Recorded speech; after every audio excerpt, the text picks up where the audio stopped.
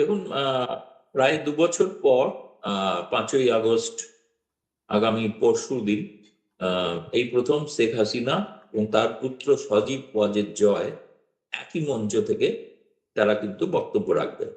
একটা বিভ্রান্তি তৈরি হয়েছিল, মানে আগেরবারও তৈরি হয়েছিল, এবারও। যেটা তখন আমি প্রথম ঘোষণা করেছিলাম যে তিনি উপস্থিত হবেন। এই উপস্থিত হওয়াটাকে ধরে নেওয়া হয়েছিল তিনি শারীরিকভাবে উপস্থিত হবেন। উপস্থিত যে নানাভাবে হওয়া যায় সে ব্যাপারে কারোর অতটা মাথা ঘামাননি। এটা একটা কথার মার, যে কারণে অনেক বেশি কৌতূহল তৈরি হয়েছিল। এবারেও তিনি যে উপস্থিত হবেন কিন্তু ভার্চুয়ালি নয়, যেটা বাচ্চা তাকে দেখা যাবে না, তিনি অডিওর মাধ্যমে আসবেন। এবং এবারের মানে পার্থক্যটা গতবারের থেকে হচ্ছে, এবারে তিনি অনলাইনে সর্বসময়ের জন্য থাকবেন। এমনকি তিনি সেখানে উপস্থিত যে সাংবাদিকরা, যারা দিল্লিতে বিপুল সাড়া পড়েছে সাংবাদিক মহলে, ইনফ্যাক্ট ফরেন করেসপন্ডেন্ট ক্লাব যারা দেখেছেন তারা জানেন তাদের স্পেসও খুব সীমিত। ফলে সেটা প্রায় তারা রেজিস্ট্রেশন করতে চেয়েছিলেন সাংবাদিকদের, রেজিস্ট্রেশন মানে ভর্তি হয়ে গেছে গোটা হলটাই।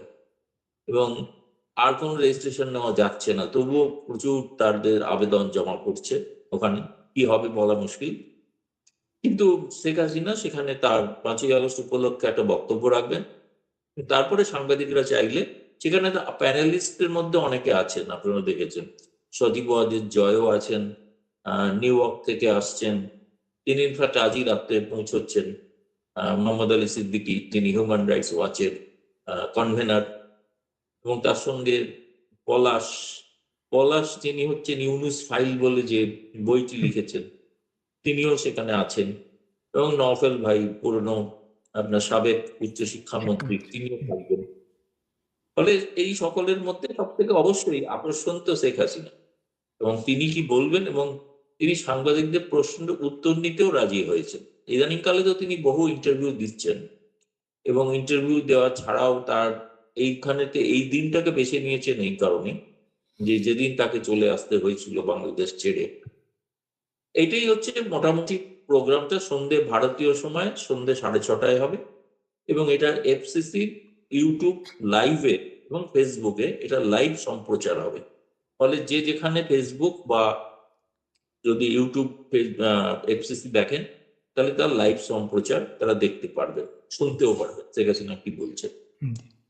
এই যে একটা উদ্যোগ নানাভাবে তার শেখ হাসিনার এই রাজনৈতিক বক্তব্য কিংবা তার এই উপস্থিতি, ভার্চুয়ালি উপস্থিতি, আপনি অডিওর কথা বলছেন, আমরাও জানি অডিওতে উপস্থিত হবেন, কিন্তু এর আগে তো তিনি অডিও তো আসলে সরাসরি উপস্থিত হন নাই, এবারই প্রথম সরাসরি। তার উপস্থিতি নিয়ে ইতিমধ্যে ঢাকাতে পররাষ্ট্র মন্ত্রণালয়ের পররাষ্ট্র প্রতিমন্ত্রী কথা বলেছেন, দিল্লি যদি এটা না বন্ধ করে তাহলে সম্পর্কের আরো অবনতি হবে, এমন একটা কথা বলেছেন তিনি। দিল্লি এই উদ্যোগ নিবে। তারপর পররাষ্ট্র মন্ত্রণালয়ের উপদেষ্টা যিনি প্রধানমন্ত্রী মিস্টার হুমায়ুন কবির, তিনিও ভারতীয় রাষ্ট্রদূত দীনেশ ত্রিবেদীকে সঙ্গে কথা বলেছেন। দীনেশ ত্রিবেদী এসেছিলেন পররাষ্ট্র মন্ত্রণালয়ে, তার সঙ্গে কথা হয়েছে। সেখানেও শেখ হাসিনার রাজনৈতিক বক্তব্য প্রচার না করার জন্য দাবি তোলা হয়েছে।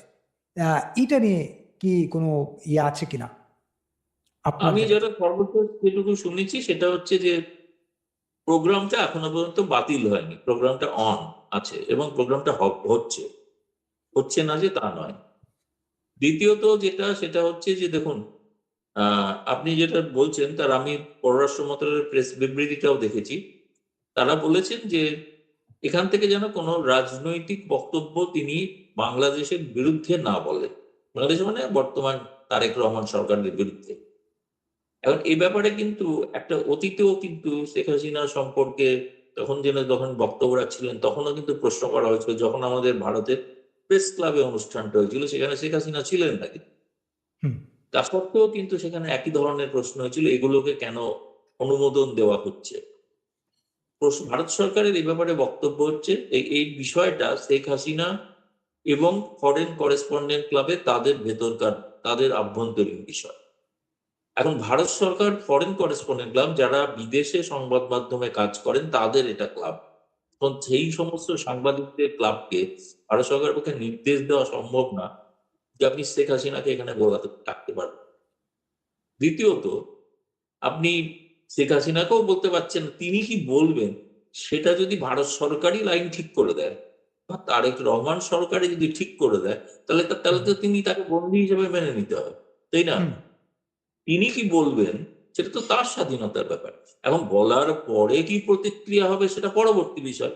তারা কেন ভাবছেন যে তাদের সবসময়, তিনি তো এর আগেও যে ভাষণ দিয়েছেন, বাংলাদেশের প্রকৃত অবস্থা, প্রকৃত মানুষের যে চিত্র, তাদের যে হাকিকত, দৈনন্দিন জীবনের যে অবস্থা, ব্যবসা বাণিজ্যের যে অবস্থা, শিল্পপতিরা যেভাবে হেনস্থা হচ্ছেন, তাদের ওপর চাঁদাবাজি অব্যাহত আছে, এবং চাঁদা দেননি বলে 2 বছর বাদে একজন সাবেক এমপিকে গ্রেপ্তার করে জেলে ঢুকিয়েছেন, চাঁদা দেননি বলে। এবং অর্থাৎ এক কথায় ইউনুস জামানার একটা এক্সটেনশনই চলছে। আপনি, আমি কি বলবো বলুন, আপনাদের তো ফখরুল আলী মির্জা নিজে প্রকাশ্যে বলেছেন যে পরিবর্তন কিছু ঘটেনি, তাই না? তিনি, আমি তাকেই কোট করছি। মানে বরঞ্চ আমরা যেটা শুনছিলাম সেটা হচ্ছে ফখরুল আলী মির্জার মতো একজন মানুষ, তিনি সেটা স্বীকার করেছেন প্রকাশ্যে, এরকম চলছে। আমি জানি ব্যক্তিগতভাবে যারা সংবাদপত্র চালান, এমন কিছু শিল্প গোষ্ঠী আছে, তাদের উপর ভয়ঙ্কর চাপ তৈরি করা হচ্ছে চাঁদাবাজির না, এবং যারা এই সমস্ত পার্লামেন্টে এমপি হয়ে জিতে এসছেন, হুম তারাই চাপে, সেটাও আবার সেখানকার কাগজেই পড়ে জানতে পারছি। এই পরিস্থিতিটা সম্পর্কে থামাচাপা দিয়ে তো লাভ নেই, কারণ এই পরিস্থিতিটা বাংলাদেশে কোথাও প্রকাশিত হয় না। এটা শেখ হাসিনাতে বাংলাদেশের প্রকৃত অবস্থা কি সেটা তিনি বলবেন। তিনি তো এরকম বলছেন না, দাবি আমার মনে হয় না করবেন যে কালকে সরকার পতন ঘটিয়ে কালকে নির্বাচন করা হোক, আমাকে নির্বাচনে অংশগ্রহণ করতে দেওয়া হোক, এমন কোনো কথা বলবেন বলে আমার মনে হয় না। তিনি প্রকৃত বাংলাদেশের যেটা অবস্থা, মানুষের দুঃখ দুর্দশা, বহু সাধারণ মানুষ থেকে রাজনৈতিক কর্মী, সাংবাদিক, এরা জেলে বন্দী আছে, কারাবন্দী, তাদের কাউকে জামিন না দিয়ে বন্দি রাখাটা হচ্ছে কিন্তু ফ্যাসিজম। এটা হুম ফ্যাসিজমের সংজ্ঞা, এটা জানা উচিত। আপনি যদি কাউকে জামিন না দিয়ে বিনা বিচারে আটক রাখেন, এটা ফ্যাসিস্টরাই করে থাকে। তো কাকে আপনি ফ্যাসিস্টের কথা বলছেন? যদি অতীতে হয়ে থাকে সেটাও যদি অন্যায় হয়ে থাকে, তাহলে আজ যেটা হচ্ছে সেটাও অন্যায়। সেই পরিস্থিতি বলবেন। আমি এখনো পর্যন্ত জানি, আহ আমি ইনফ্যাক্ট ওইটা দেখার পর আমি খোঁজ নিয়েছিলাম যে উদ্যোক্তাদের কাছে, যে আদৌ কি প্রোগ্রামটা নিয়ে কোনো কিছু চিন্তা ভাবনা চলছে বা কিছু, বলে কিছুই কোনো চিন্তা ভাবনা চলছে না, যেমন আছে তেমনই হবে, কেউ আমাদের কিছু বলে। এইটাই হচ্ছে অবস্থা। একদম। সঙ্গে থাকুন, আসবো আপনার কাছে। আরো অনেক প্রশ্ন আছে। শাহেল আহমেদ লুপা, আপনার কাছ থেকে শুনি, শেখ হাসিনা কি বলবেন? আমরা আজকে টাইটেল করেছি 5 তারিখে, দেশবাসীকে কি বলবেন শেখ হাসিনা? এই যে শেখ হাসিনা বলার আগেও শেখ হাসিনা অনেক কথা বলেছেন ইতিমধ্যে বিভিন্ন গণমাধ্যমে, আন্তর্জাতিক গণমাধ্যমে, সেগুলো নিয়ে সরকার তটস্থ। এখন এই শেখ হাসিনার দিল্লির এই অনুষ্ঠান নিয়েও সরকার ভীষণভাবে তটস্থ। আপনার কাছে আপনার বিশ্লেষণটা একটু শুনি, আপনার কাছে কি মনে হচ্ছে? অনেক ধন্যবাদ বিপুল ভাই, এবং আমার খুবই প্রিয় দাদা, খুবই খুবই পছন্দের একজন মানুষ, যিনি নাকি একদম বাংলাদেশের এই যে সময়টাতে যে একদম শিল্ডের মতো আমাদের সাথে একদম এত, মানে খুবই কৃতজ্ঞতা জানাই গৌতম দাকে। আমার প্রচন্ড পছন্দের মানুষ এবং আমাদের দর্শকদের। আমি আসলে শুনতেই আসলে এই প্রোগ্রামটাতে আজকে যখন শুনেছি দাদা আসবেন, আমি দাদার কথাটা শুনবো বলে আমি যুক্ত হয়েছি। আমি বেশিটাই ওনার কথা শুনবো, বাট আমি একটা কথা যেটা বলতে চাই, শেখ হাসিনা আজকে কি 5ই অগাস্টে কি বলবেন সেই কথাটা আমরা সবাই জানি। উনি কি নিয়ে বলবেন? বাংলাদেশের মানুষের জন্য কথা বলবেন, বাংলাদেশের মানুষের অধিকার নিয়ে কথা বলবেন। বাংলাদেশের মানুষ যে এই যে, আপনি যদি এখন বাংলাদেশের রাজপথের দিকে তাকান, এখনো মহিলারা রাস্তায় নামছে, তারা 2 মাস যাবত তাদের বাসায় গ্যাস নেই, তারা রান্না করতে পারছে না, বিদ্যুৎ নাই, কৃষিকাজে বিদ্যুৎ দরকার, বিদ্যুৎ নাই, কলকারখানা বন্ধ হয়ে যাচ্ছে। এমনিতেই তো ইউনুস মনস্টার, সরি দাদা ভাষাটা একটু খারাপ হয়ে গেছে, আসে না আর কি, তো সব ধ্বংস করে দিয়ে গেছে। বিদ্যুৎও নাই, গ্যাসও নাই, পানিও নাই। আপনি বুঝেন, যারা 17 তলায় থাকে, আমাকে আজকে একজন ফোন করে বলতেছে আমার ইন্ডাকশন চুলাও জ্বলে না, আমার রান্নাও নেই, আমি ব্রেড কিনে এনে খাচ্ছি। আপনি বুঝতে পারতেছেন শেখ হাসিনা তাদের কথা বলবে।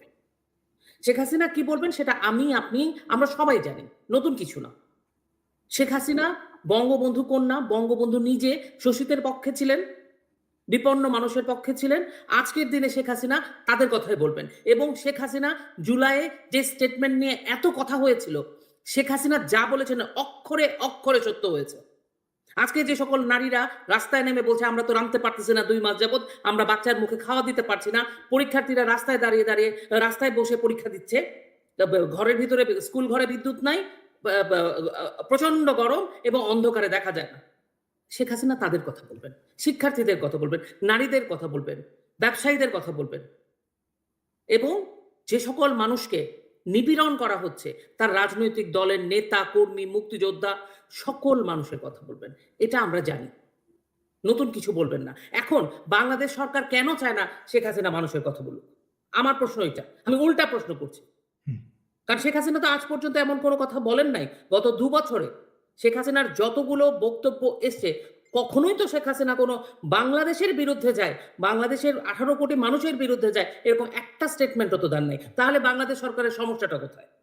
বাংলাদেশ সরকারের তো বোঝা উচিত যে এরকম একজন বিজ্ঞ মানুষ, রাজনৈতিকভাবে বোদ্ধা মানুষ যে সকল পয়েন্টগুলো তুলছেন, যে সকল সমস্যার কথা তুলছেন, অসঙ্গতির কথা তুলছেন বাংলাদেশে, সেগুলো ঘটছে বাংলাদেশে। তাহলে আমরা ওইটাতে কাজ করি।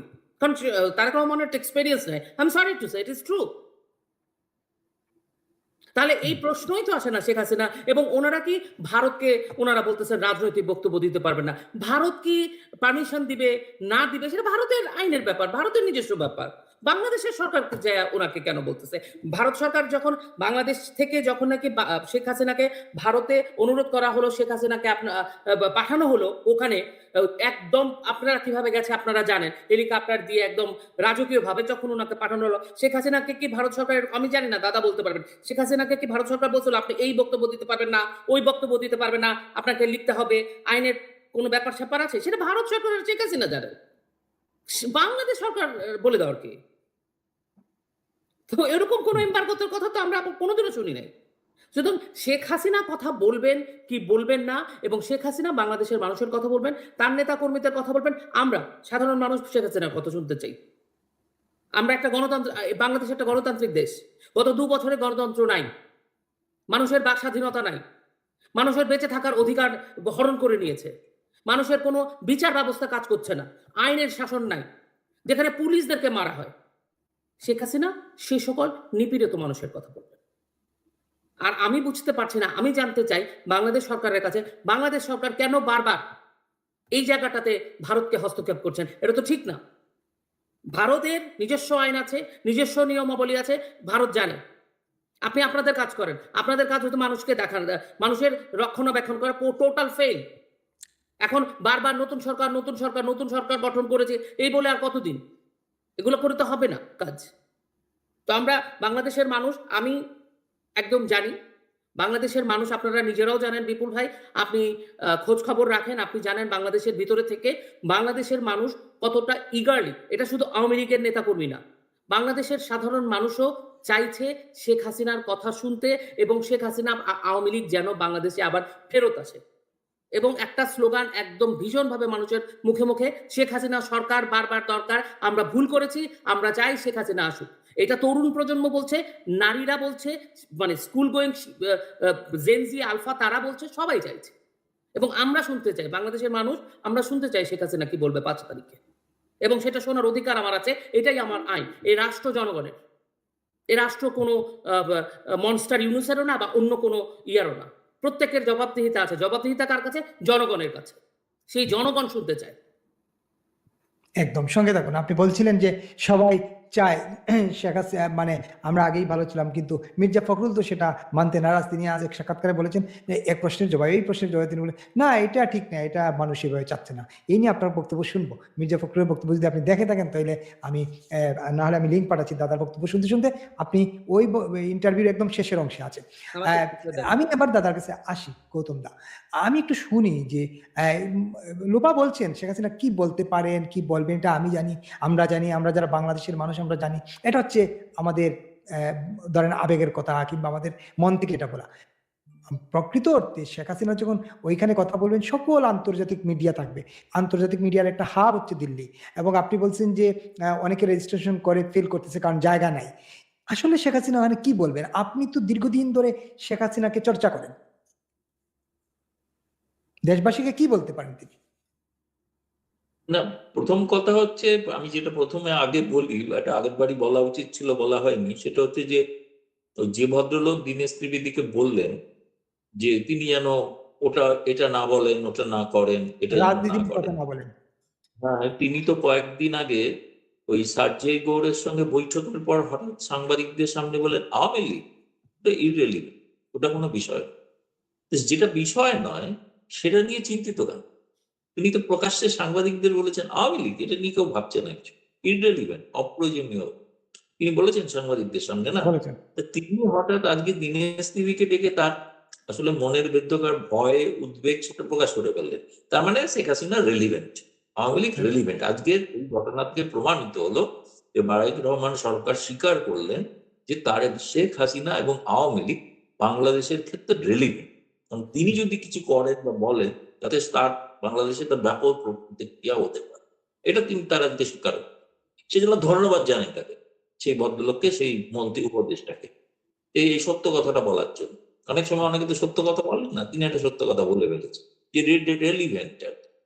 দ্বিতীয় কথা হচ্ছে শেখ হাসিনা তো বারবার ঘোষণা করেছেন যে তিনি ডিসেম্বরে বাংলাদেশে ফিরবেন, ফিরতে চান, এবং কিভাবে ফিরবেন গোটা প্রোগ্রামটাই হচ্ছে কিন্তু শেখ হাসিনার স্বদেশ প্রত্যাবর্তন, হোমকামিং শেখ হাসিনা।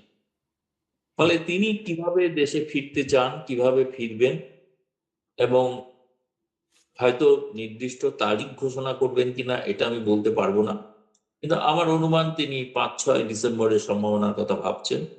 কারণ 6 ডিসেম্বর ভারত বাংলাদেশ মৈত্রী দিবস, সেই দিনটা একটা গুরুত্বপূর্ণ দিন। আর 16 ডিসেম্বরে তো পাকিস্তান বাহিনী আত্মসমর্পণ করেছিল। ফলে 5 এবং 6 থেকে এই 10 দিনের মধ্যে কিছু ঘটনা ঘটলে কোনো একটা বাংলাদেশ বিরোধী শক্তিকে আবার হয়তো আত্মসমর্পণ করতে হতে পারে। সেটা দেখার অপেক্ষায় গোটা বাংলাদেশ, গোটা বিশ্ব আছে। তো সেটার জন্য শেখ হাসিনা নিশ্চয়ই তার একটা কোনো রোড ম্যাপ বলবেন এবং তিনি কি ভাবছেন। কারণ তিনি তো এখন বলেওছেন যে সর্বশেষ যে সাক্ষাৎকার তাতে তিনি বলেছেন যে আমার তো এক্সট্রাডিশন নিয়ে বাংলাদেশ এত মাথা ঘামাচ্ছে কেন, কারণ আমি তো নিজেই যাচ্ছি। আপনি এক্সট্রাডিশন তো কোনো প্রয়োজন নেই কিছু, আমি তো নিজেই নিজেকে এক্সট্রাডাইট করছি বাংলাদেশে। তো তারা চিঠি লিখেছি, ভারত জবাব দেবে বলে কোনো তো দরকার নেই তো কিছু।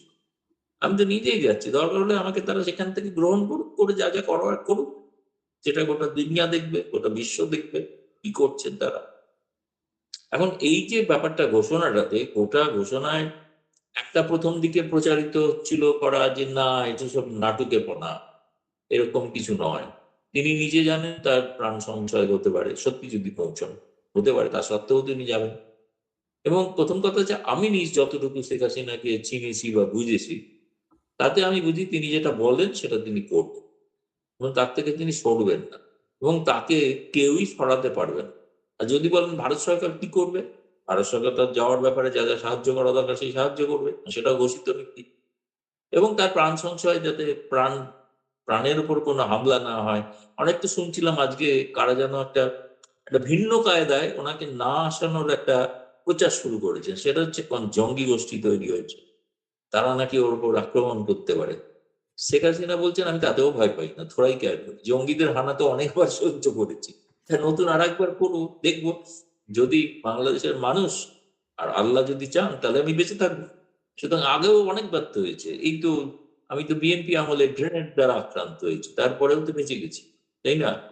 দুর্ভাগ্য যে আমার বহু সহকর্মী মারা গিয়েছিলেন, সেটা তো ঘটনা, সেরকম ঘটনা ঘটলে ঘটতে পারে, দেখা যাবে, সেটা তো গেলে বুঝবো, সেটা তো যাওয়ার পর বোঝা যাবে। ফলে এইটা তিনি কিন্তু কালকে মানে 5 তারিখে বলতে চলেছেন আন্তর্জাতিক গণমাধ্যমের সামনে। ফলে সেখানে তো তার তো নাটক করার জন্য কোনো প্রয়োজন নেই, কিন্তু তার গোটা ব্যাপারটাই হচ্ছে, প্রকৃত সত্যটাই হচ্ছে নাটক। কারণ এটা তো ঘটনা, এরকম সাহসী নেত্রী পাওয়াই তো মুশকিল না আজকের দিনে। তিনি তো মুচলেকা দিয়ে আসেননি যে রাজনীতি কোনোদিন করবো না, তাই না? কোন নেতা বাংলাদেশ থেকে বিদেশে চলে যাওয়ার আগে মুচলেকা দিয়েছিল যে রাজনীতি আর জীবনে করবো না, কিন্তু সেই লন্ডনে বসে তো রাজনীতি করে গেছেন না, তাই না? মুচলেকা দেওয়ার পরেও শেখ হাসিনা বলছেন আমি তো কোনো মুচলেকা কাউকে দিই যে রাজনীতি করবো না। তো হঠাৎ আমি কেন রাজনীতি করবো না এই কথাটা বলবো কেন? কেউ যদি ভাবেন আমি যা করছি বলছি গোটাটা রাজনীতি, সেটা তার ব্যাখ্যা, তিনি ভাবছেন। আমি তো প্রকৃত অবস্থার কথা বলছি, আমি বাংলাদেশের মানুষকে তার পাশে, দুর্দশার পাশে দাঁড়াতে চাই, সেটাই বলতে চাইছি। এবং সেইখানে যাওয়ার জন্য আমি যাবতীয় প্রস্তুতি এবং ব্যবস্থা নিচ্ছি। সেটাকে কেউ যদি এখন ভাবেন দুস্থ নিপীড়িত মানুষের পাশে থাকাটা রাজনীতি, তাহলে সেই রাজনীতি করতে আমি আগ্রহী এবং সেটা আমার জীবন থাকতে করে যাবো। সেটাই তার বক্তব্য। সুতরাং এটাকে আপনি রাজনীতি করা চলবে না। রাজনীতি বলতে কি বোঝেন? যে ভোটে দাঁড়িয়ে জেতা, তারপরে চুরি চামারি করা, তারপরে চাঁদাবাজি করা, এটাই রাজনীতি নাকি? এটা বোঝেন রাজনীতি? না, সেরকম কিছু শেখ হাসিনা করবেন। শেখ হাসিনা দুস্থ নিপীড়িত মানুষের পাশে থাকবেন। সেটাকে যদি কেউ বলেন যে এটা রাজনীতি, তো সেটা রাজনীতি, সেটা তার ব্যাখ্যা না। কিন্তু তিনি তো মানুষের পাশে যাওয়ার জন্য যাচ্ছেন। তিনি তো ক্ষমতা গিয়ে প্রধানমন্ত্রী হয়ে যাবেন এটার জন্য যাচ্ছেন না। সেটা তো বোঝা উচিত। বাংলাদেশের মানুষ, আমরাও যতটুকু জানি, ভারতীয় গোয়েন্দাদের সূত্রেও খবর হচ্ছে, অধীর আগ্রহে অপেক্ষা করছে। লাখ লাখ মানুষ সেদিন জমায়েত থাকে। সেদিন কি করবেন সেনাবাহিনী? যেমন 4 আগস্ট 2024 ঘোষণা করেছিলেন, তারা নাকি জনতা দেখলে নাকি গুলি চালান না। অথচ কারা যে স্নাইপার রাইফেল চালালো সেটা কেউ জানে, তার তদন্ত ইউনুস বন্ধ করে দিল। স্নাইপার রাইফেল কে চালালো তার তদন্ত হবে না, ইনডেফিনিটি অর্ডিন্যান্স। 44 জন পুলিশ সরকারি অফিসিয়ালি নৃশংসভাবে হত্যা করা হয়েছে, তার মধ্যে একজন অন্তঃসত্ত্বা পুলিশ মহিলা জ্যান্ত পুড়িয়ে মারা হয়েছে। তার কোনো বিচার হবে না, তদন্ত হবে না। সেটা নাকি গণতন্ত্র, সেটা ফাঁসিবাদ না। এবং সেইটার তদন্ত হবে না বলে অর্ডিন্যান্স, তো সেটাও মেনে নিতে হবে। এইরকম একটা অবস্থা। শেখ হাসিনা তো এর প্রতিকারের জন্য যেতে চাইছেন। তার যারা যাতে ন্যায্য বিচার পান, সেই পুলিশ কর্মীদের যারা নিহত হয়েছিলেন, তারা যে আনসার বাহিনীর ছেলে মেয়েরা বুলেট খেয়েছে, স্নাইপার রাইফেলে পুলিশ তো আনসার বাহিনীকে মারেনি, আনসার বাহিনী তো পুলিশকে মারেনি, আর পুলিশ তো স্নাইপার রাইফেল ইউজই করে না, ইউজ তো করে আর্মি। সেই প্রাক্তন সেনাবাহিনীরা তো, অবসরপ্রাপ্ত সেনাবাহিনীর সংগঠন তো গর্বের সঙ্গে ঘোষণা করে যে তারা আন্দোলনে অংশগ্রহণ করেছিলেন, তারাই তো স্নাইপার চালাতে জানেন। সেই সত্যটা শেখ হাসিনা বলতে চান সবার সামনে। সেটা সত্য মিথ্যা তার একটা ন্যায্য বিচার হওয়া উচিত বলেই মনে করেন সবাই, আমরাও মনে করি। বলুন একদম। বিপুল ভাই। আমি আমি আরেকটা প্রশ্ন আপনাকে করি, তারপরে লোপার কাছে যাবো। আরেকটা প্রশ্ন করি যে এই যে শেখ হাসিনা বক্তব্য রাখবেন, আপনি অলরেডি বলে ফেলেছেন, দেশের মানুষের দুর্দশার কথাই তিনি বলবেন, দেশের মানুষের কষ্টের কথা তিনি বলবেন। যে গত 2 বছর ধরে তিনি শুনছেন, তিনি প্রতিদিন টেলিগ্রামে কথা বলেন মাঠ পর্যায়ে তৃণমূলের মানুষের সাথে, শুধু যে তার দলের কর্মী তেমন না, যারা মারা গিয়েছেন তাদের স্বজনদের সঙ্গে, এবং সেই দুর্দশার কথাই নিশ্চয়ই তিনি আন্তর্জাতিক গণমাধ্যমের সামনে বলবেন প্রথমবারের মতো। আপনি বলছিলেন তার ফেরার আয়োজনটা হচ্ছে, সেই আয়োজনটা কিরকম? না, সেটা তো আমি কি করে বলবো? সেটা তো শেখ হাসিনা ঘোষণা করবেন। সেটার জন্য 5ই আগস্ট অপেক্ষা করতে হবে সবাইকে। তাহলে শেখ হাসিনা 5 তারিখে ঘোষণা দিবেন এটা? আমি তো জানলে আমি তো আজকে লিখে দিতাম। আমি তো এক সময় বলেছি, যেটা নিয়ে প্রচুর আলোচনা হয়েছে বাংলাদেশে। আমি এক সময় ওনাকে জিজ্ঞেস করেছিলাম, আচ্ছা যদি কোনোদিন ফেরার সুযোগ আসে কিভাবে ফিরতে চান? তুমি বলেছেন, আমি বেনাপোল মেট্রোপোল হয়ে খুলনা আমার পদ্মা সেতু দিয়ে আমি ফিরতে চাই, পথে গোপালগঞ্জ টুঙ্গিপাড়া সেখানে যেতে চাই, তারপরে আমি আমার তৈরি করা মেট্রো রেল সেটা চেপে আমি মানে একদম মানে মধ্য ঢাকায় পৌঁছতে চাই। ফলে এটা তার একটা স্বপ্ন। এইটাই যে ফিরবেন আমি জানি না এটা কিন্তু সম্ভব কিনা, কিন্তু এটা তার স্বপ্ন। আর যে তার তৈরি করা সমস্ত দরকার হলে তিনি আবার সেই মানে কি বলে ওই যে কর্ণফুলী নদীর নিচে টানেল দিয়ে তিনি যেতে চান, নানাবিধ ওনার স্বপ্ন আছে। তো সেগুলো উনি সেভাবেই তিনি ফিরবেন কিনা আমি এটা বলতে পারবো না। এটা তো উনি 5 তারিখে বলেছেন এবং 5 তারিখে জানাবেন। যদিও তো অনেক প্রশ্ন আছে যে আচ্ছা কিভাবে, কেউ কেউ তো প্রশ্ন করে পাসপোর্ট কি, অমুক কি তমুক কি, সেগুলো কোথেকে আসবে, ট্রাভেল ডকুমেন্ট। ভারত সরকার তো ট্রাভেল ডকুমেন্ট দিয়ে দেবে, কোনো অসুবিধা নেই। তাহলে সেই ট্রাভেল ডকুমেন্টটা তারেক রহমান সরকারকে অ্যাকসেপ্ট করতে হবে, তাই না? ট্রাভেল ডকুমেন্ট এখন তারেক রহমান সরকার যদি তখন বলে যে ভারত সরকারের দেওয়া ট্রাভেল ডকুমেন্ট আমরা মানবো না, তাহলে কি করবেন? শেখ হাসিনাকে বেনাপোলে অবস্থান ধর্মঘট করতে হবে। আর কি হবে? সঙ্গে থাকবে আন্তর্জাতিক মিডিয়া, সেখান থেকে তারা দেখাবে, তারা এখান থেকে লাইভ টেলিকাস্ট করবে। আর যদি আমি সঙ্গে থাকি আমিও বলবো আপনাদের চ্যানেলে। এই বলতে তার মানে শেখ হাসিনা আগামী 5 তারিখে মানে পরশুদিন তিনি তার দেশে ফেরার রোডম্যাপটা বলতে পারেন, এটাই তো নাকি? হ্যাঁ নিশ্চয়ই, সেটা বলেছে। প্রোগ্রামটার নামই তো homecoming. Home coming. Okay, home coming রোডম্যাপটা বলবেন, আসবো আপনার কাছে। শাহেল আহমেদ লুপা, আর দাদা তো কোনোভাবেই বলতে চাচ্ছেন না, তারপরও যতটুকু বলার বলেছেন। আপনি এই শেখ হাসিনার প্রত্যাবর্তনটা, আমরা সবাই জানি, উনি নিজে জানেন, আমরা জানার চাইতে বড় বিষয়, যিনি আসবেন তিনি ভালো করেই জানেন তার মৃত্যু নিশ্চিত। তিনি ভালো করেই জানেন তিনি ফাঁসির কাছে ঝুলতে পারেন, তিনি ভালো করেই জানেন তার উপর হামলা হতে পারে, তাকে দূর থেকে হত্যা করা হতে পারে। না এই কথাগুলো তিনি ইন্টারভিউতে বলেছেন, রয়টার্সকে বলেছেন, এপিকে বলেছেন, কিওটো নিউজকে বলেছেন, সর্বত্র বলেছেন। তারপর তিনি আসবেন, তার ফেরাটা আপনি কিভাবে দেখছেন? তার ফেরাটা আমি খুবই রাজকীয় ভাবে দেখছি। রাজকীয় মানে আমি বলছি না যে চাকচিক্য, লাইটিং ওরকম রাজকীয় না। তার ফেরাটা আমি দেখছি হচ্ছে মানুষ দেখতে পাচ্ছি। বাংলাদেশের মানুষ। আমরা ৭ই মার্চের ভাষণ দেখেছি। শেখ হাসিনার ৮১ সালে যখন শেখ হাসিনা ফিরে গেলেন, সেই প্রত্যাবর্তন দেখেছি। আমরা বারবার বঙ্গবন্ধুর ১০ই জানুয়ারির দেশে ফেরা দেখেছি। আমরা মানে ছোট ছিলাম কিন্তু আমরা ছবিও দেখি। যারা দেখেছেন, যারা জানেন, ভিডিও দেখেছি। আমি সেরকম একটা ফেরা দেখতে পাইতেছি। আমি আপনাকে একটা ছোট্ট এক্সাম্পল দিতে চাই। সেটা হচ্ছে আপনি দেখেন শেখ হাসিনা আর এক মানে এইবারই যে শেখ হাসিনা জানেন, শেখ হাসিনা খুবই অ্যাডামেন্ট এবং শেখ হাসিনা বলেছেন এইবারের ফেরাটা আসলে তিনি আবারও মানুষের জন্য ফিরবেন। এইবারের ফেরাটা উনি দলের নেতাকর্মীদের জন্য ফিরবেন। বাংলাদেশের মানুষরা, নারীরা, শিশুরা এই যে একটা ভয়াবহ পরিস্থিতির মধ্যে অর্থনীতি, ব্যবসায়ী প্রত্যেকটা মানুষের জন্য তিনি ফিরবেন। বাংলাদেশের মানুষের তাকে দরকার। সেজন্য তিনি ফিরবেন। এবং সেজন্য উনি কোন জিনিসটাকে সবচেয়ে বেশি রিস্কের মধ্যে ফেলছেন সেটা হচ্ছে তার প্রাণ। যেকোনো ধরনের প্রাণ সংশয় উনি আছে উনি জানেন। উনি জেলে যাবেন উনি জানেন। মানে নানা ধরনের জঙ্গি তৎপরতা আছে আমরা জানি। বিভিন্ন দেশের পাকিস্তানি গোয়েন্দা সংস্থার কথাও আমরা শুনতে পাই। নানা কিছু আমরা শুনতে পাই। তারপরেও উনি ফিরছেন। উনি মানুষের জন্য ফিরছেন। উনি জানেন যে উনি গিয়ে কিন্তু প্রধানমন্ত্রী হবেন না। আমরা দেখেছি বর্তমানে যে প্রধানমন্ত্রী কি তারেক রহমান, উনি কিন্তু ১২ বছর ওই যে এরকম আমাদের মতো বক্সের সামনে বসে রাজনীতি করেছেন। দেশে ফেরেন নাই। উনি ফিরেছেন যখন উনি মেক সিওর হয়েছে যে উনি আসলে প্রধানমন্ত্রী হবেন। এমন একটা নির্বাচন হবে যেখানে আসলে আওয়ামী লীগ থাকবে না, আওয়ামী লীগকে বের করে দেওয়া হবে, তারপরে তারা নির্বাচন করবে, যুদ্ধাপরাধীদের দল জামাত ইসলাম এবং তারা মিলে নির্বাচন করে তারপরে তারেক রহমান নিজে এনশিওর করেছেন যে উনি আসলে ক্ষমতায় বসছেন, উনার কোনো প্রাণ সংশয় নাই। তখন উনি ফিরেছেন। এটা হচ্ছে বিএনপি আর আওয়ামী লীগের রাজনীতি। বুঝাতে পারছি? আপনি বলবেন যে খালেদা জিয়া দেশে ছিল, খালেদা জিয়া দেশে ছিল, খালেদা জিয়ার নেতাকর্মীরা কই?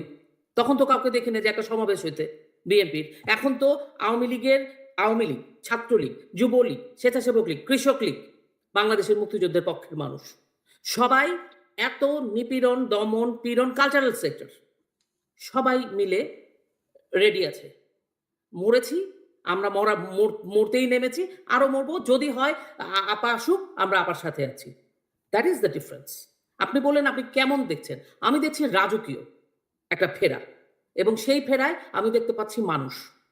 এবং যেই রাজনৈতিক দলটা বিএনপি এবং আওয়ামী লীগের মির্জা ফখরুল ইসলাম আলমগীর বলেছেন, এই বক্তব্যটা আমার কাছে প্রিটি মাচ শোনেন, আপনি আমি সবাই জানি যখন নাকি এই ধরনের স্টেটমেন্ট আসে, এই ধরনের বক্তব্য আসে, বা ওনার যে সাক্ষাৎকারটা এসছে প্রথম আলোতে, সেই সাক্ষাৎকারের পেছনে একটা স্টোরি আছে।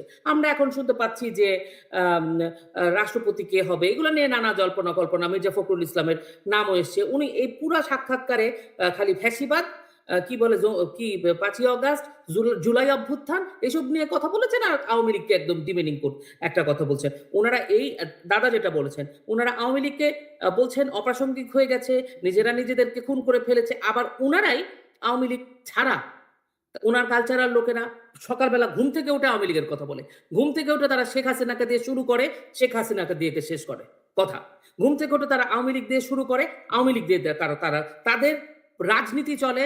বিএনপি এবং যারা এখন বাংলাদেশে কালচারাল লোক বলেন, বিএনপি বলেন, জামাত ইসলাম বলেন, এনসিপি বলেন, যারাই আছে, তাদের রাজনীতি শুরু হয় প্রত্যুষে সকালবেলা উঠে আওয়ামী লীগের নাম ধরে, শেখ হাসিনার নাম ধরে, শেষ করে ঘুমাতে যাওয়ার আগে। কারণ জানে এটাই তাদের একটা ব্যবস্থা, এটাই তাদের পথ চলার রাস্তা। সব জায়গাতেই আইতেও তারা শেখ হাসিনাকে কাটতেছে, যাইতেও তারা শেখ হাসিনাকে কাটতেছে। তাদের ট্রাম কাটে শেখ হাসিনা। তার মানে কতটা প্রাসঙ্গিক আর কতটা প্রয়োজনীয় এই মানুষটা বাংলাদেশের জন্য, বঙ্গবন্ধু কন্যা। সুতরাং আপনারা অপেক্ষা করেন। আমি বিশ্বাস করি যে শেখ হাসিনা রাজকীয়ভাবে ফিরবেন। হ্যাঁ, আমাদের অনেক কনসিকুয়েন্সেস আছে। আমরা তো ৫ই অগস্ট দেখে ফেলছি, আমরা ৭৫ দেখেছি, ১৫ই অগস্ট, আমরা ৫ই অগস্ট দেখেছি। আমরা তো আসলে দেখছি, আমাদের উপর দিয়ে তো মানে চলছেই। কারণ বঙ্গবন্ধু তো এই দেশটা স্বাধীন করে দিচ্ছেন। হ্যাঁ, আমরা তো পাকিস্তানের মানে দ্বারা শোষিত হচ্ছিলাম। একাত্তরে আমাদের মা বোনদেরকে রেপ করে দিয়ে চলে গেছে পাঞ্জাবিরা। যাওয়ার আগে সমস্ত রোড টোড সব ভাঙে দিয়ে গেছে ভারতীয় বাহিনীরা, আমাদের এগুলা কিছুটা মেরামত করে দিয়ে তারা গেছে। হুম। সুতরাং আমাদের অকৃতজ্ঞতা, মানে কৃতজ্ঞতা মানে উপকারের অপকার করি আমরা। আমরা তো এটা এরকমই আমরা জাতিগতভাবে। সুতরাং আমি ভয়ঙ্কর কোনো কিছু কনসিকুয়েন্সেস অনেক সংঘাত হতে পারে। সবকিছুর পরেও শেখ হাসিনার এইবারের ফেরাটাকে আমি ভীষণভাবে মনে করছি ঐতিহাসিক ফেরা হবে এবং একটা রাজকীয় ফেরা হবে এবং অনেক সম্মানের ফেরা হবে। শেখ হাসিনা যেই জায়গাটাতে আছেন তার থেকে আরো অনেক উপরে উঠে যাবেন। এটা শুধু বাংলাদেশের এই ফিউ কিছু পিপল বাদ দিয়ে গোটা পৃথিবীর কাছে। একেবারে। তার মানে মির্জা ফখরুলরা আসলে এখন এই অপ্রাসঙ্গিক কিংবা আসলে এগুলা মানুষ বলতেছে না, এগুলা বলে না, আমি যে প্রশ্নটা করতে যাচ্ছি সেটা হচ্ছে যে এইগুলা বলে তারা সান্ত্বনা খোঁজার চেষ্টা করছেন এই ভয়ের মধ্যে। হ্যাঁ, আমি আপনাকে বলি, আমার কিছুদিন আগে আমি যখন এই আমি যে টরন্টো যে শহরটা থাকি, আমার পরিচিত, জানেনই তো, সবাই তো সবার পরিচিত। তো দেখলাম যে লাল বিপ্লব হয়ে গেল, একটা ভয়াবহ বিপ্লব তারা করতেছে। তো তার সাথে আমার ফোনে অনেকদিন পরে দেখা। তো আমাকে উনি হঠাৎ করে দেখা হইলে ভদ্রতার খাতিরে হ্যালো ট্যালো বলছি। তারপর আমাকে হঠাৎ করে কানের কাছে বলতেছে, আপা কি ফিরবে? তার চোখের দিকে আমি তাকাইছি। আমি বলছি, কেন, ভয় লাগতেছে? আপা ফিরবে। তো মানে এই যে একটা আতঙ্ক, লাল থেকে মানে কি বলবো, এনসিপি, জামাত, বিএনপি, এই যে দেখেন না, দীপ্তি চৌধুরী বলছে আমাদের সবাইকে একসাথে থাকতে হবে। একটা যে কি বলে ওটাকে, অ্যাঙ্করটা। হ্যাঁ, অ্যাঙ্করটা। হ্যাঁ, আপনি রাজাকার, এই মুক্তিযোদ্ধা পরিবারের সন্তান ওরফে রাজাকার। এই যে শামসুদ্দিন চৌধুরী মানিক চাচাকে যে সে যে অপমান করছে, এর আগেও তো সে অ্যাঙ্করিং করতো। সেই অপমানটা করে কিন্তু আজকে সে দীপ্তি চৌধুরী সবার কাছে পরিচিত। প্রত্যেকটা জায়গায় এখন যারা এই হালুয়া রুটি খাচ্ছে, যারা এই বেনিফিশিয়ারি 5ই আগস্টের পরে, তারা প্রত্যেকে নিজের স্বার্থের জন্য আমাদের বাংলাদেশটাকে একটা 18 কোটি মানুষের জীবনকে বিপন্ন করে দিল। তো এদের তো বিচার হতেই হবে বিপুল ভাই, হবেই। এবং বাংলাদেশের মাটিতে এই দীপ্তি চৌধুরী অভিনয় করলো তখন, এবং অ্যাক্টিং করলো, ষড়যন্ত্র করে এটা করলো। এগুলো ষড়যন্ত্র করলো। সবচেয়ে খারাপ লাগে চ্যানেল আইতে বসে। চ্যানেল আই চরিত্র তো বোঝা মুশকিল আসলে। না, বোঝা মুশকিল কি? প্রতি মুহূর্ত তারা বলতেছে। আজকে একটা খবর পড়লাম চ্যানেল আইয়ের, সরি দাদা একটু সময় নিয়ে নিলাম, সেখানে সে লিখেছে জাইমা রহমান কোনখানে লাইনে দাঁড়িয়ে ড্রাইভিং লাইসেন্স লাইনে না দাঁড়ায় নিয়ে আমার সামনেই আছে রিপোর্টটা, অসুবিধা নেই। রিপোর্টটা মানে এই লেভেলের চাটুকার, মানে কি বলবো এদেরকে, আমার তো কিছু বলার নাই। আবার আসি একটু দাদার কাছে। দাদা, এই যে শেখ হাসিনা ফিরবেন, শেখ হাসিনা কথা বলছেন, শেখ হাসিনা কথা বলবেন, শেখ হাসিনাকে দমিয়ে দিলে কি আতঙ্ক দূর হবে যারা এত আতঙ্কিত? আজকেও স্বরাষ্ট্রমন্ত্রী বলেছেন যে আওয়ামী লীগের কোনো মুরদ মানে বাংলাদেশে আপনি নিশ্চয়ই মুরদ শব্দের সাথে পরিচিত। আওয়ামী লীগের সেই মুরদ নাই, মানে শক্তি নাই। আওয়ামী লীগ একটা মাফিয়া সংগঠন, একটা নিষিদ্ধ সংগঠন। তারা নাশকতা করার, তারা এই কোনো কিছু করার শক্তি নাই। আওয়ামী লীগ তো কোনো বলছে না নাশকতা করবে, কিন্তু এগুলা বলে আবার আইন শৃঙ্খলা বাহিনীকেও সক্রিয় এবং সজাগ থাকতে বলছেন। তার মানে একটা ভয় আতঙ্ক আছে। কথা না বললে কি ভয় আতঙ্ক কাটবে বলে আপনার মনে হয়? না, ভয় আতঙ্ক কিছুই কাটবে না। তার কারণ হচ্ছে যে তারা জানেন যে শেখ হাসিনা বা আওয়ামী লীগের উপস্থিতি হওয়া মানে তারা অপ্রাসঙ্গিক হয়ে যাবে, সেটা এক। আর দ্বিতীয়ত হচ্ছে শেখ হাসিনা বা আওয়ামী লীগের যদি কোনো মুরদ, যেটা বললেন, সেটি নাই বা থাকে, তাহলে তাদেরকে দেশে ফিরতে দেয় আরাম করে। তাদের তো মুরদ নাই কিছু, মানুষই তাদের চায় না। মানুষ তো শুধু এখন বিএনপি আর জামায়াতকেই চায়, তাই না? তাহলে তাদের এত ভয়, তারা হঠাৎ এত শেখ হাসিনা আওয়ামী লীগ নিয়ে কমেন্ট করছেন কেন? যদি কোনো আমি দেখেছি ভারতের বেশ কিছু রাজনীতিবিদ যখন অন্য কোনো এরকম ধরনের কোনো মানে মনে হয় যে প্রতিপক্ষ তৈরি হচ্ছে, তখন তারা কিন্তু না উপেক্ষা করার রাজনীতি, তারা বলেন যে না, এ বিষয়ে কিছু বল, কোনো ব্যাপার না, কিছু বলার নেই।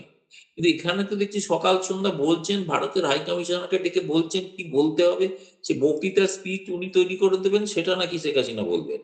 মানে এই তো চাপদার, তাই না? এই আবদারের কোনো মানে আছে? উনি বলে দিচ্ছেন কি বলবেন কি বলবেন না। তো উনি বলবেন যে বাংলাদেশের মানে চমৎকার চলছে এবং কি সুন্দর পরিবেশ, এটা বলবেন। সেটা সম্পর্কে সেটা বলতে তো বাংলাদেশের মানুষ শেখ হাসিনাকেই পছন্দ করবেন। শেখ হাসিনা সত্য কথা বলবেন, সেটাই সত্য চিত্রটা তিনি তো বাংলাদেশের মানুষের কাছে তো পৌঁছবে বার্তা, সেটা তো একটা ঘটনা, কিন্তু তিনি গোটা বিশ্বের কাছে এই বার্তা পৌঁছাচ্ছেন।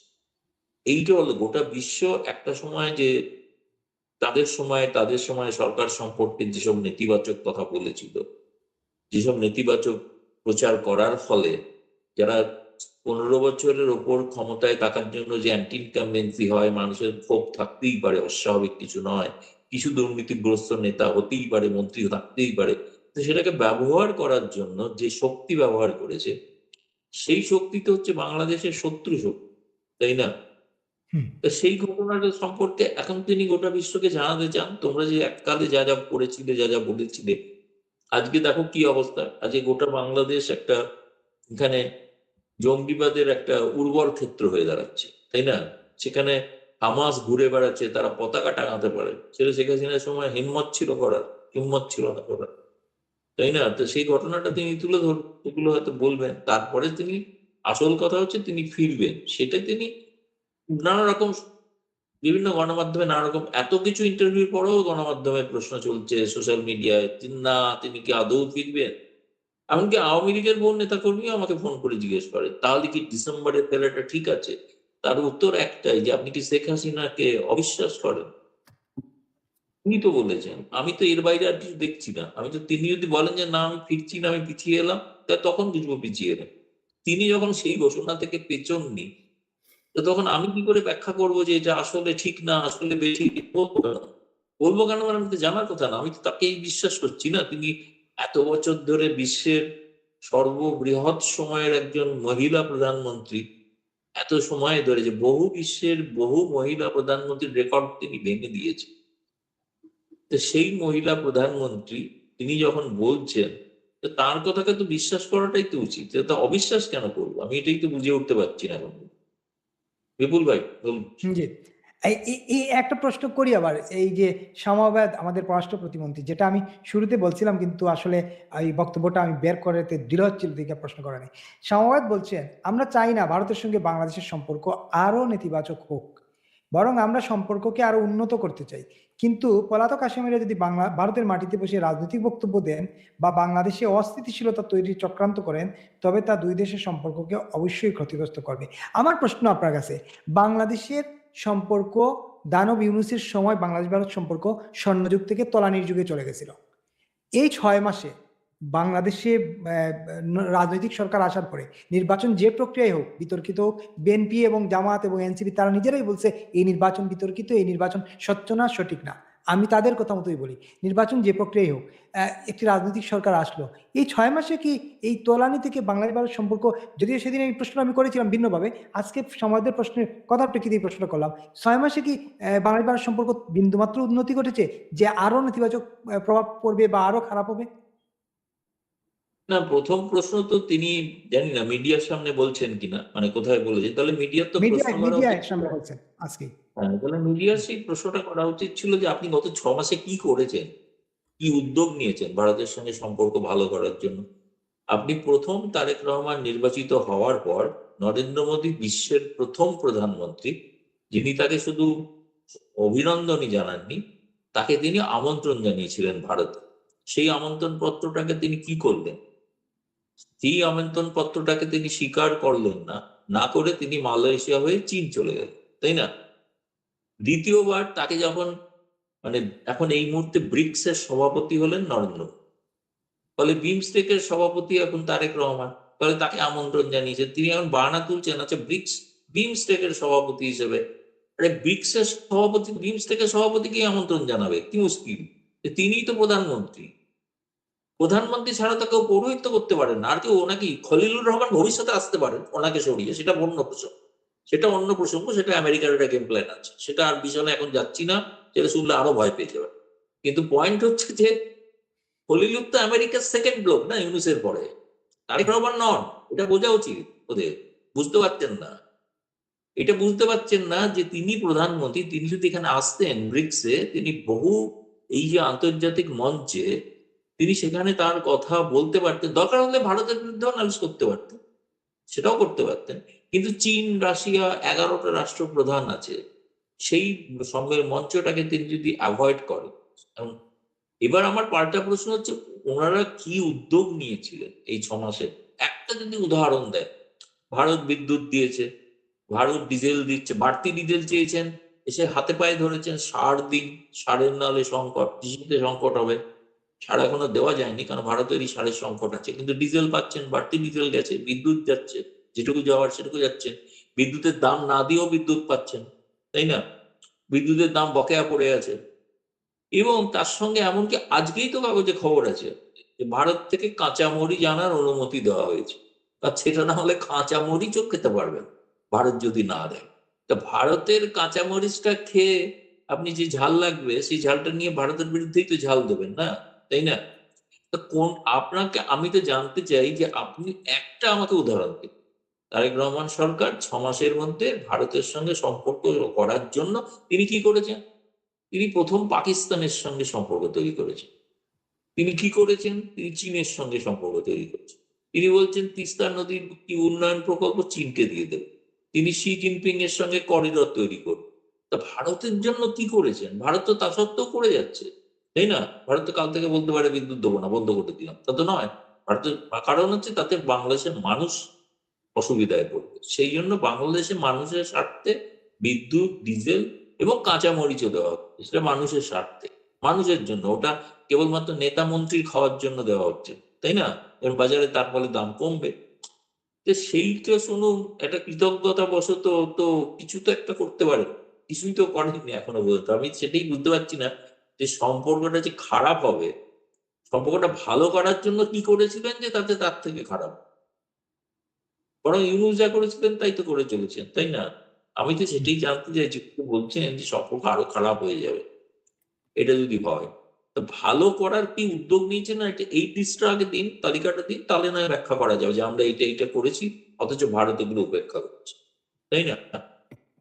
বলুন, একেবারে ফলে ওটা আমার মনে হয় না যে এত বেশি কিছু গুরুত্ব দেওয়ার কিছু আছে আর কি। আর তাছাড়া মানে মানে এইসব অনেক সময় সরকার না নিজেরা বড় মন্ত্রীরা না বলতে পেরে ছোটখাটো মন্ত্রীদের দিয়ে বলা না, এটা খবরের কাগজে একটু জায়গা হয়, একটু হেডলাইন হয়, একটু টেলিভিশনে জায়গা হয়। একটা প্রতিমন্ত্রীর জবাব যদি আজকে এখন এই মাঝরাতে টেলিভিশনে আমাকে জবাব দিতে হয়, এ দুর্ভাগ্যের বিষয় হবে। আমি কোনো পূর্ণমন্ত্রী বললেন তাহলে ঠিক আছে, প্রতিমন্ত্রীর জবাবও দিতে হবে, প্রতিমন্ত্রীর আর গুরুত্বটা বেশি বাড়িয়ে দিতে হবে। না, তিনি তো পূর্ণমন্ত্রী তো আবার শুনুন, আপনাদের ওখানে একটা সমস্যা আছে। সমস্যাটা হচ্ছে আপনারা উপকার করতে না অকৃতজ্ঞ হয়ে যান। শ্যামা আপায়েত ভোটের আগে ভারতে এলেন চিকিৎসা করতে, তাই না? দীর্ঘকাল ছিলেন। তার আগে সালাউদ্দিন আহমেদ 9 বছর ভারতে থাকলেন রয়ের তত্ত্বাবধানে। তো তার এখন কাজ হচ্ছে কি করে ভারত বিরোধী কাজ কথা বলা যায়। তো এই তো হচ্ছে চরিত্র। সুতরাং এদের নিয়ে কথা কম বলাই ভালো, তাই না? এদের সময় নষ্ট। অনেক ধন্যবাদ। নিশ্চয়ই 5 তারিখে আপনাকে সন্ধ্যায় পাওয়া যাবে আশা করছি। 5 না, তারিখে সন্ধ্যে অনুষ্ঠান সন্ধ্যে পড়া যাবে।